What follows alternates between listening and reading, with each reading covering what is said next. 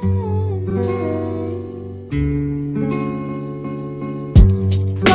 kisses busting by the river. Welcome to another exciting episode of the $1 Million Peddlers. I'm Papergoy, and today we're going back in time. Now, I know usually you want not to show item numbers and all that sort of thing. However, given that this is from 2008, I'm pretty sure it doesn't really make too big of a difference. And today we're going to talk about how much things have changed since 2008. We're going back 13 years, 14 years ago, something like that.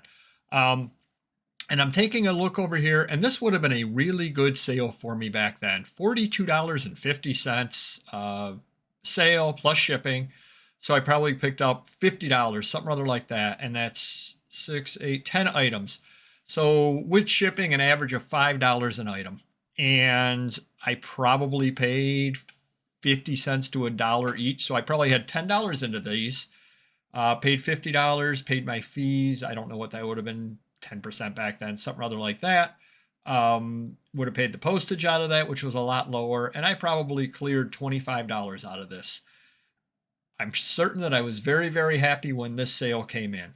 Now I look at it, and if you came to me with this pile of stuff and wanted $42.50 for it, I probably would buy it from you and then resell it and price it out at $250 to $300. And that's just assuming there isn't anything really, really good in there, which very well may be. Hard to tell because it was such a poor listing back in the day. I hate putting myself on the spot like this because I really did a bad job on a lot of these. One thing to remember, at least on a couple of those, they may have been up for a little while, such as the first one, Feb 1948 Real Story Magazine. That may have been up for a little while. And at the time, eBay there weren't as many characters that you could put in the title. So in my defense on the first one, there might not have been, it might have been up for a period of time and there might not have been as many characters to work with. That being said, it shows how poor my listings were back then and how far I've come. And if you're putting listings up that look anything at all like this, stop. Watch a number of YouTube videos about SEO keywords and change what you're doing. And again, it took me a long time to change, but I did want to show this warts and all about how poor my listings were back then. For example, why did I put paper doll cover on the fifth one down? Why did I put that in parentheses? Why did I put 1952 in parentheses and the sixth one down? Why did I put Nov 1963 instead of typing November out? February, August, January, I didn't type any of those out. The Outlook magazine, Julia Ward Howe. For the life of me, I don't know who that is. I don't know why I put that in. I'm certain there were better keywords that I could have put in. The Startling Detective magazine, I didn't list any of the cases. That is a true crime type magazine. And you could have gone and listed any of the cases that were in there. Who knows? Could have been a gangster in there. Could have been anything at all like that in there. A lot of times they did retrospectives of the 1930s. It could have been mentioned Al Capone. Who even knows at this point what was in there? Even So You're a Hairdresser, you don't need to put the word buy. You don't have to say buy Robert Fiance booklet. You don't need to do that. That's wasting space. The one after it with the adorable baby cover, I waste space by putting the dash. Same thing with the last one, Family Circle Mag. And obviously on that one over there, I did run out of space. So that does tell me about when I listed it, that, again, there weren't as many characters available.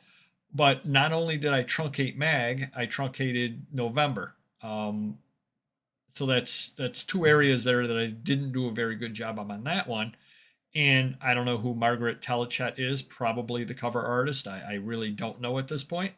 But again, even the prices, just taking a look over there, the paper doll cover, people collect paper dolls. I was asking $5 on it. It just poor, just really, really poor. But I did want to show this, number one, to show you how far I've come. And number two, show you where I started out at. And this was 2008 that I made the sale. I actually started listing stuff in 2002, 2003. I've been on eBay since, I believe, the late 1990s, but I really started listing anything of mine in 2002, 2003. This was what I was doing, and I was really spinning my wheels. I didn't realize it at the time, but I was spinning my wheels. I made $20, $25 out of this. I was really happy. I'm sure that I took that $25, probably went to a public auction, probably spent $25 on 5 boxes worth of books and magazines, and it just kept the ball rolling that way. But I was thinking far too small at the time. And if you find yourself making sales like this, step back. You're doing something wrong. Um, the only way that something or other like this really works is if you're doing volume. And selling 10 items is not volume. By what I mean by volume is you're selling that Real Story magazine for $3, but you're selling 300 to 400 of them a day. Okay, if you're at that level and you're making even 50 cents a piece and they're quick, easy things to ship out, you're doing okay for yourself. I wasn't doing that, and you can't really do that kind of thing with the items that I'm listing. Just not possible. So I wanted to bring this up to show how far I've gone since then, and there's hope for all of us. If I was able to go from where I'm at here, 14 years later, to selling any one of those magazines, I could be getting $25 to $30 out of, because I would have a good listing, multiple pictures, et cetera, et cetera. Then there's hope for everybody, because again, if you take a look at that, that's kind of a lost cause.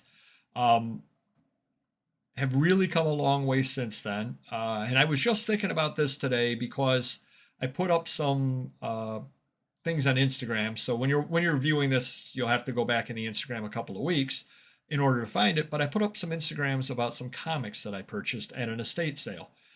And between the 2 days of the estate sale, I sunk $1,100 into it.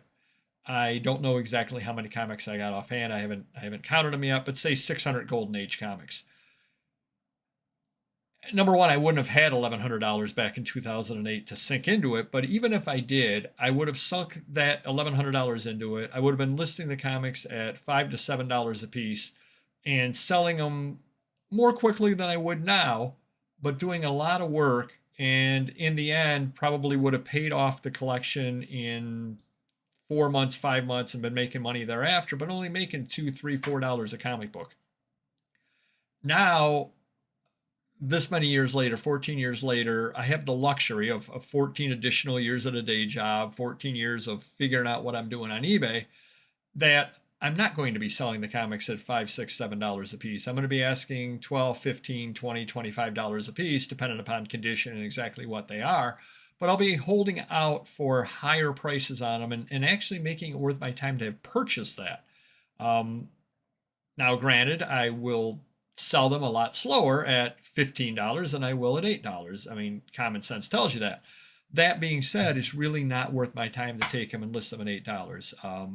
I went there on my lunch break on Friday. I went there today. It's a half an hour drive from my house. So all total, I have almost 2 hours worth of drive time in. I got another hour worth of time spent there. So I've got 3 hours in. I've got $1,100 into them. Is it really worth my time? And then, of course, you got to add in all of the time for listing and all of that. Listing them, packing them up, sending them out at when they do sell, et cetera, et cetera. Is all of that worth $2 a comic book? Not if I'm listing them individually. If somebody or other contacted me and said, look, I'll give you a $2 profit on each comic book plus what you paid. Well, different story. If I could just wholesale it all out and sell it off to somebody and basically double my money, can't argue with that. That's not what I'm doing. I'm the long dime, not the quick nickel. That's the way that I do business and how I choose to do business. I want to try to get more money out of the things.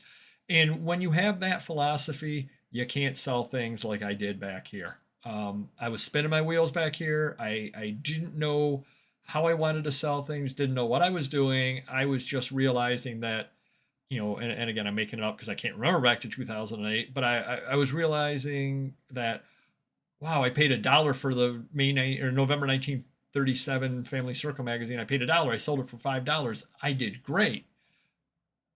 No, I didn't. I really didn't. I probably made $2 to $3. Yeah, sure, I doubled my money, but when you're only investing $1 to start with, you got to do a lot better than doubling your money to make it worth your time.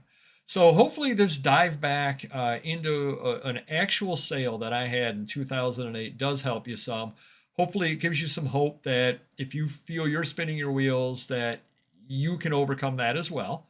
Hopefully you're not making these mistakes. Hopefully you're taking a look at this and seeing that, Feb 1948 Real Story magazine isn't ever going to go for more than $3 with a poor listing like that. It's just not. I did not see the value in these magazines. I just saw what I paid on them and was happy to be making money off of them. When I think back, and I think back of all the lost opportunity, all of the time that I spent and wasted listing things like this for this low of a price, and all the money that I left on the table taking $3 on that rather than doing a good listing. At the time, I wasn't even aware what a good listing was. There wasn't YouTube. There wasn't a big network of people. You just kind of learned as you went along. And again, the end of the day, I had more money in my pocket than I started the day with. It was a successful day. Now I feel quite a bit differently about things. And do hit the like button if you could. I would appreciate that. But do comment down below if you've had similar transitions where you started out at a certain spot and now you're taking a look back on it and you're saying, wow, I can't believe how poorly I did things back in the day.